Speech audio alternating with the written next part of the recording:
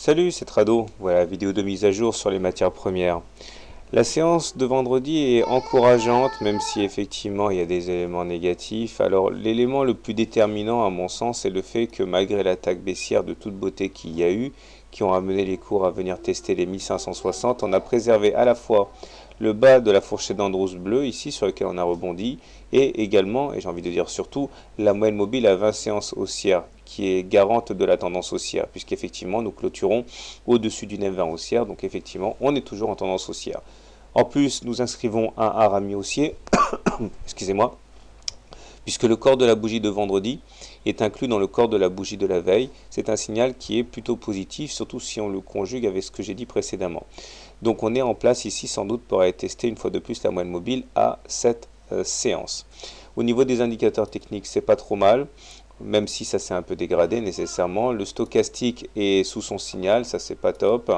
Le MACD continue à être au-dessus de son signal, mais malheureusement il rebascule en zone négative.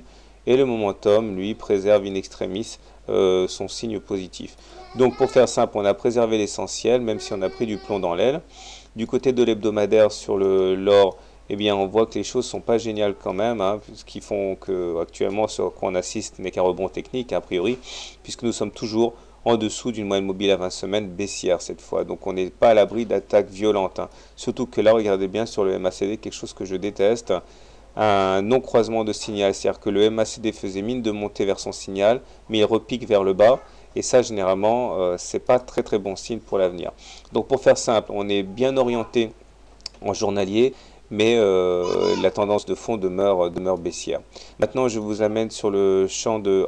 puisque c'est le week-end, j'en profite, un petit détour du côté de l'or en euros cette fois, pour vous montrer que c'est très similaire.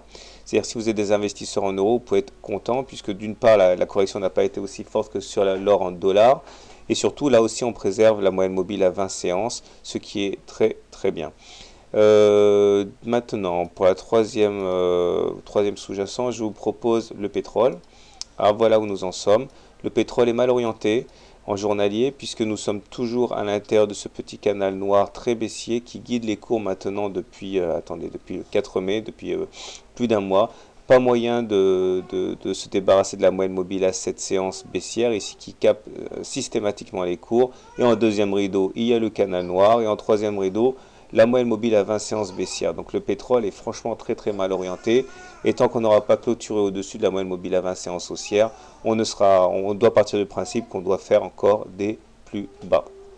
Et pour terminer, voici l'analyse technique de l'argent que voilà.